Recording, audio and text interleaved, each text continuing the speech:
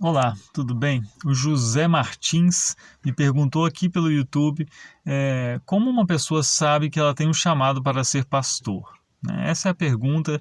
Eu sei que é uma pergunta que aflige muitas pessoas, muitos jovens inclusive, que ficam pensando: será que eu tenho vocação para isso? Será que eu sirvo para isso? Será que é assim que eu vou viver ou não, né? E alguns têm até um certo receio de dizer isso. Parece que eu teria que ter uma experiência muito profunda, quase uma experiência mística, um momento de convicção, assim, eu sei agora sim, eu recebi um chamado divino para ser pastor, né? A gente chama isso de um chamado interior, assim.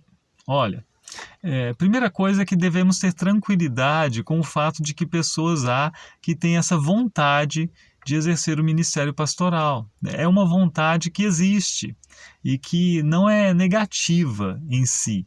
O apóstolo Paulo fala disso, escrevendo a Timóteo, quando diz assim: se alguém deseja o episcopado, excelente obra almeja. Almejar exercer o ministério não é algo de que se deva ter vergonha, é algo bom, inclusive, né? Uma pessoa geralmente que almeja o ministério com sinceridade e pelos motivos corretos, ela faz isso porque ama a igreja, porque ama a palavra, porque quer estar em contato com isso, né? É algo bom. Agora, a vontade de ser pastor não é todo o caminho e não é tudo para a gente poder dizer essa pessoa tem um chamado, né? É uma parte do processo, uma parte importante, a meu ver, muito importante. Eu não gosto da ideia de alguém que é empurrado para a vida ministerial, de alguém que é conduzido quase que à força, por argumentos e mais argumentos para um seminário. Eu acho que essa vontade, essa espontaneidade tem que existir. Mas ela não é tudo, como eu dizia, porque faz falta também um reconhecimento por parte da igreja. Não pode qualquer pessoa dizer assim: eu quero ser pastor e, independente do que as pessoas pensam de mim na igreja, eu vou me dedicar a isso. Não. Se você quer ser pastor e se você tem características adequadas a isso, é normal que você encontre na igreja, na sua congregação, ou em congregações que convivem com a sua, no mesmo sínodo, pessoas que digam assim: olha, sujeito, eu acho que você, quem sabe, não daria um bom pastor. E isso, por que que as pessoas vão dizer isso? Não é porque elas têm uma visão espiritual de você, que elas têm uma revelação do seu coração, nem nada disso. É porque elas percebem o seu envolvimento com a palavra, o seu interesse com as coisas da igreja, o seu amor pelas outras pessoas, a forma como você olha e se relaciona com as outras pessoas, querendo ajudá-las. E traços da sua personalidade, inclusive, e da forma como você conduz a sua vida, vão sendo fatores percebidos pela congregação, pelas pessoas cristãs, que vão indicar isso. Pode ser o pastor da congregação que um dia diga, pode ser uma liderança ou qualquer membro, né? Isso pode acontecer. Isso acontece, né? Isso acontece. Então nós temos uma vontade, que é algo próprio, interior, e temos uma palavra de incentivo, um envio da congregação, né? Uma congregação que diz: olha, nós reconhecemos, pelo menos em princípio, uma boa possibilidade, uma aptidão, uma coerência em você ser pastor. Só o desejo, sem haver essa coerência com a percepção de uma congregação, eu acho muito estranho. Seria o caso de uma pessoa, por exemplo, que nunca dá a mínima para a vida congregacional e de repente assim: mas pastor eu quero ser. E aí eu acho que seria correto a congregação dizer: não faz sentido, não faz sentido, calma lá, calma lá. Viva como um membro que se interessa, que valoriza a palavra, a igreja, para depois poder pensar nisso. Então, outra coisa, né? Depois, se você tem o desejo e se você, além desse desejo, tem esse incentivo de pessoas cristãs que estão ao seu redor, eu diria: verifique o que as Escrituras dizem sobre as qualificações para ser um pastor. Porque não cabe simplesmente deixar a definição disso ao seu desejo e à percepção de uma congregação. Deus tem a palavra final. E aqui também, continuando aquele texto que eu lia, da primeira carta de Paulo a Timóteo, capítulo 3, Paulo diz assim: é necessário, pois, que o bispo seja irrepreensível, esposo de uma só mulher, moderado, sensato, modesto, hospitaleiro, apto para ensinar, não dado ao vinho, nem violento, porém cordial, inimigo de conflitos, não avarento, e que governe bem a própria casa, criando os filhos sob disciplina com todo respeito. Pois se alguém não governar a própria casa, não sabe, como cuidará da igreja de Deus? Que não seja recém-convertido, para não acontecer que fique cheio de orgulho e incorra na condenação do diabo. É necessário também que ele tenha bom testemunho dos de fora, a fim de não cair na desonra e no laço do diabo. Veja, são qualificações muito sérias. E eu não posso querer ser pastor simplesmente e dizer assim, não me importa se eu não tenho essas qualificações, não me importa não ser violento, eu resolvo tudo na pancada mesmo, eu brigo, se pisar no meu calo, eu vou para cima. Então não serve para você. Ah, mas a congregação me indicou. Mesmo assim, a congregação errou. Ah, mas eu tenho vontade. Essa vontade de nada serve, a não ser que você se corrija nisso, esteja disposto a se corrigir nisso. Ah, não pode ser dado ao vinho, mas eu não posso passar um sábado sem beber. Pelo menos uma vez a cada 15 dias eu me embriago, porque eu acho isso faz parte da vida de diversão, né? Não é para você. Não é para você. Nem todo mundo é obrigado a ser pastor, né? Por isso há qualificações aqui que são muito específicas e é algo exigente, né? É algo exigente. Ser modesto, não avarento. Ah, quero enriquecer. Eu faço questão de ter um carro do ano, faço questão de ter um carro de alto padrão. Não seja pastor, meu querido. Não seja pastor, né? Se você quer mesmo isso, encontre outro caminho. Eu acho que isso é importante saber, é importante considerar isso, para você não assumir um compromisso para o qual você não está preparado.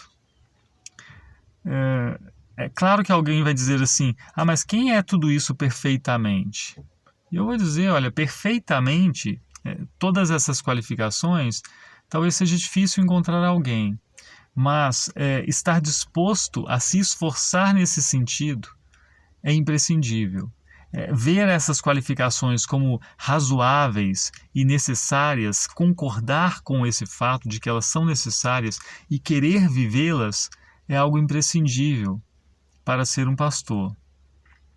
Então aí nós temos, né, a vontade, a palavra externa de uma congregação que diz em palavras de incentivo, de envio, encaminhamento. Nós temos essas qualificações. Se você tem tudo isso, né, se você está nesse ponto tranquilo, não é pastor ainda, porque você precisa se submeter à formação dentro da sua tradição cristã. E a sua formação, ela é um processo também. Ir para um seminário não quer dizer de todas as formas eu vou ser pastor. Não há um compromisso assumido nem por parte da igreja, nem por parte de você. É claro que essa decisão de ir para um seminário não deve ser tomada de forma leviana, porque há um esforço muito grande envolvido, há custos consideráveis para você ou para a igreja ou para os dois, mas não é algo definitivo. Porque durante a formação também, você vai observar a si mesmo e observar o ministério para perceber se é realmente isso, se aquela vontade condiz com a realidade da sua disposição. E também a igreja vai te observar para verificar se aquela indicação da congregação condiz com as suas qualificações, né? E se a sua vida condiz com as qualificações exigidas pelas Escrituras. Percebe? Então a formação tem todo esse caráter também, não só intelectual, mas de verificação, confirmação dessa sua condição, da sua disposição, para que você, preparando-se aos poucos, amadureça esse desejo, amadureça essa meta e a igreja verifique também isso e isso possa se concretizar quando você tiver então o desejo, e um desejo que vai se amadurecendo. Uma palavra da igreja de incentivo, de encaminhamento. E essa palavra vai se reafirmando ao longo da sua formação também. Quando você tem tranquilidade diante dessas qualificações que são muito sérias, e você tem o real intento de viver assim, com a ajuda de Deus, e aí você tem a formação sendo concluída, então você vai receber, e eu falo isso a partir da perspectiva luterana, um chamado, que é algo muito concreto, de uma congregação. E aí sim, um grupo de pessoas cristãs te chama porque te reconhece como pastor delas, né, dessas pessoas. E isso, então, faz com que você tenha segurança de que você tem um chamado para ser pastor, né?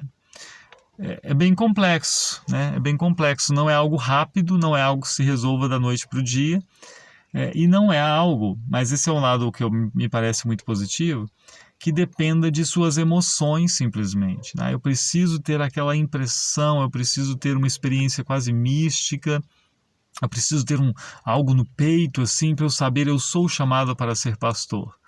Não, você precisa ter a disposição de percorrer esse caminho.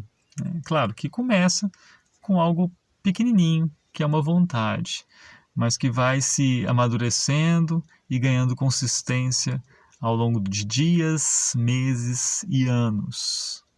Assim as coisas funcionam no meio luterano, mais ou menos, pelo menos a partir da minha forma de interpretá-las, né? É assim. Eu espero que essa conversa te ajude. Talvez você vá pensar assim, não, mas é muito complicado isso. Não tem uma fórmula mágica, uma oração que eu possa fazer para ter já uma resposta, assim. Eu acho que não. Do meu ponto de vista, as coisas não são simples assim. Mas faz sentido, né, conversar com pessoas mais experientes, conversar com pastores mais experientes, conversar com liderança cristã também, não só de pastores, que tem uma perspectiva, uma visão diferente sobre as pessoas. Faz muito sentido conversar com essas pessoas, para ir amadurecendo mais a sua percepção sobre si mesmo e sobre a igreja, né? Essa seria a minha sugestão, tá? Essa seria a minha sugestão e eu espero que vocês, ou você, né, José Martins, e mais alguém que assista esse vídeo, possa pensar um pouco sobre isso. Se precisar, né, continuamos a conversa, podem me escrever, podem falar comigo por aqui ou outro meio, eu tento ajudar na medida do possível. E talvez eu retome aqueles relatos pessoais. Eu falava sobre como saí da Igreja Batista, como me aproximei da Igreja Luterana, faltava falar sobre como me tornei de fato luterano e quem sabe um vídeo sobre como me tornei em seguida seminarista e pastor luterano de fato, né? É isso. Bênção de Deus, um grande abraço, contem comigo para o que for possível e até a próxima.